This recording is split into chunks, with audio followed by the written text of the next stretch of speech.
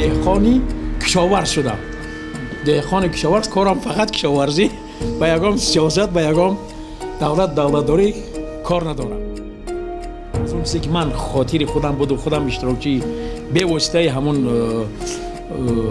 мавқеҳо будам, ҳамона хостам як-ду калима гап занам. метавонад ҳеҷ кас бовар накунад, метавонем бовар кунем. субҳ ман дачаи ҳукуматӣ омадам. дар дачам мошини Раҳмон Навиҷ истодагию ахранаш Амоев гуфтани як шахс буд. Амоев ҳам истодагӣ. ман Амоева гуфтам ягомҷо шумо ҳаракат дорем, чунки охир Раҳмон Навиҷ ҷое ки мерафт ҳаракат мекард, албатта сипориша ман намедод ки ё вертолет тайёр кунед, ё самолет тайёр кунед, ё дигар тайёр кунед. фалонҷо лек гуфтам ман аз куҷо рафтани шумо хабар надорам, ягомҷо ҳаракат дорем шумо, ягомҷо сафар дорем. ва ҳами чи нагӯ ки шас Раҳмон Навиҷ шас даст интервью, ҳатто вид набуди кудом паид, хаи чи нагуфт. Раҳмон Навиҷ омаду салом кардем, гуфт писарам шумо нағз мактам раҳмат муаллим. ҳеҷ нагуфту дар мошин савор шуда рафтам. азбас ки барои ман ягом сухан нагуфта буд ки куҷо меравад, кадом мақсад дорад, манам на кумитаи амнияти миллӣ, на 201 ягон каса хабар накардам. рафта дар сеюм блок мухолифин мешист, дар блоки чорум комиссияи ҳукуматӣ унҷа бояд омада кор мекардам. пиштам як замон телевизор монам, дар телевизор аллакай нишон бетам парон-парони аэропорту дигару. баъд як замон бинам ки ба фирам Абдуллоев буд, вазири адлия. як замон бинам ки Абдуллоев ба фирам дикта карда истодасту, Раҳмон Навиҷ вай наиштаст ариза. ё худо гуфтам чӣ гап бошад?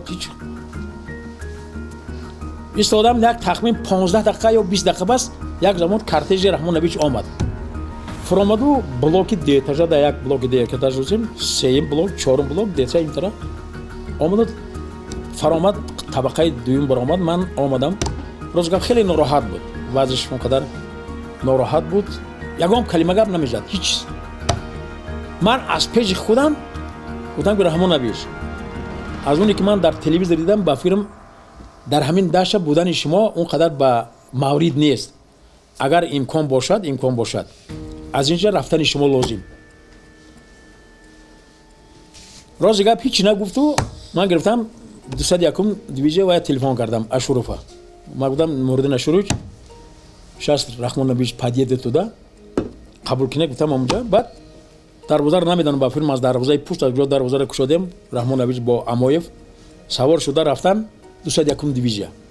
ҳамунҷа рафта бо мурдин Ашуруф ба фирм як ним соат суҳбат мекунем, чикор мекунем. мурдин Ашуруф онҷа баъд ахранаву дигар ташкил карда бо воситаи пиравали Анзоб. он каса бурда аз пиравали Анзоб у тараф мегузарад. ахранрош гашта омада. баъд мурдин Ашуруф ба ман занг зад ки Раҳмон Навиҷ он уже перешол пиравал Анзоба, он уехал в Ленинабад.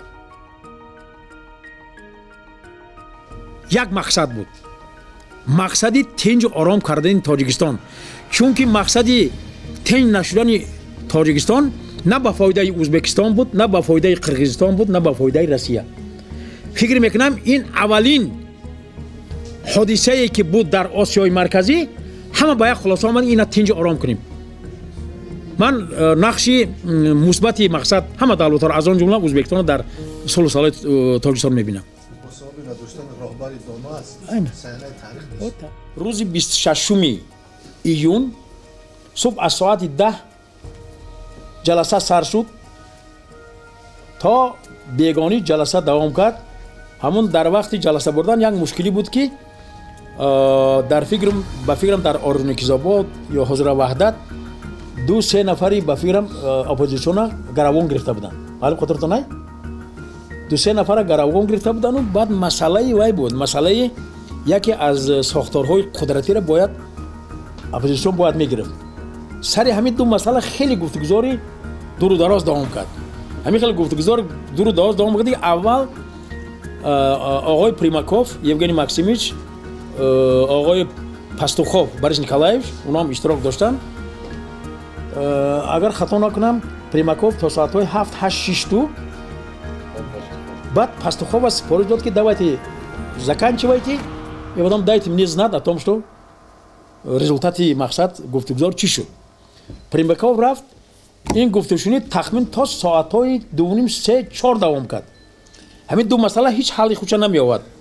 Пастухов баъд каме асабӣ шуду, ба фирам бо касе телефон кард ё чӣ коре кард ки намедонам. баъд супориш дод ки ҳаятора пагоҳ соати 6 субҳ, яъне рӯзи 27, ин гап соати рӯзи 26 шаб буд.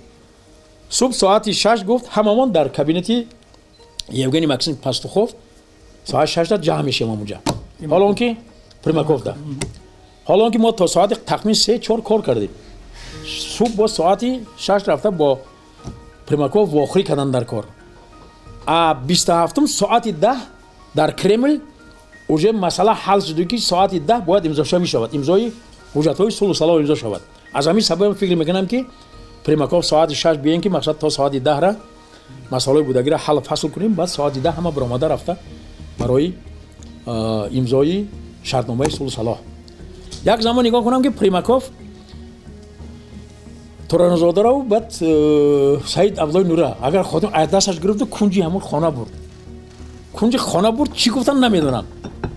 дар бораи чӣ суҳбат кардан, чӣ гуфтан намедонам. омада шита баъд ба як хулоса омадан ки мақсад ризоят ба миёна омаду ҳама розиву соати 10 дар Кремл бо иштироки тамоми давлатҳои нозир ва аъзоёни Созмони Милали Муттаҳид дар онҷа имзошавӣ. چرا روسیه در سوریه فعال بود؟ дуруст. در افغانستان؟ ман дар сафорат албатта аз рӯи ҳамон қудрати имконияти сафорат гӯё ошти ташкил карда будем. онҷа як пиёла чой ташкил кардем. муҳимаш ҳамин буд ки хай азбаски Расянов дигар давлатҳо стола европаӣ ташкил кардем. дар онҷа ҳама нӯшокию дигаро ҳамаам буд. рафиқ вай марҳум Саид Абдуллои Нурӣ бо Туранзода омадан аз даҳан дар диданам гуфтан акара ма Туранзода мегӯям хеле мегӯ акара Рамазон агар устол тамихел бошам мо намедурӯем. баъд ман вақт Имомали Шариф мегуфтем тарафи Имомали Шариф нигоҳ кардам, гуфт ки тез бардорамаша. хай мара гирифтем. شما دیپلماتی ورزیده هم در روسیه بودید و هم در ایران. نظر شخصی شما؟ дар яке ҷаласаҳои исломие ки дар шаҳри Теҳрон гузашта буд, оғои Кабирӣ дар онҷа иштирок карда буд, оғои Хаминии онҳоро қабул кардан, суҳбат кардан. лекин аз он таҷрибае ки ман дорам, дар Эрон дар ҳар ҷаласа ё роҳбари давлат ё ки президенти мамлакатшон ё роҳбари муаззамшон пас аз ҷаласа баромадан ҳатман ба ҳар як намоянда салом карда мегузарад. ин расм аст. ҳеҷ вақт давлатҳо душмани доимӣ намешаванд. ман Эрона хонаи дуюми худам мешавам. барои чӣ? дар вақти 9 сол кор кардагиам муносибатҳои Тоҷикистону Эрон ба дараҷае ки барои манфиати ҳарду давлат муносиб буд, ҳамун хел буд. вақте ки муносибатҳо камтар хеле рахна шудан, рост гап манам ҳамчун собиқ сафир дада худам нороҳат ҳис кардам. хай ҳар кас дилаш ба меҳнаташ месудад. дар куҷое, дар кадом ҷаласа, дар кадом маҳфиле мара медидан, дар давраи Хотамию, дар давраи Аҳмадиё, дар байни ҳама сафирҳо мара мегӯянд ки ҷаноби сафир бародари ман Эмомалӣ Раҳмон чӣ тур аст. ин барои ман як сарфарозӣ буд дар байни ҳама сафирҳо. рости гап дар бораи муносибатҳои Тоҷикистону Эрон 100% боварӣ дорам ки ҳамаш мисли пештара мешавад.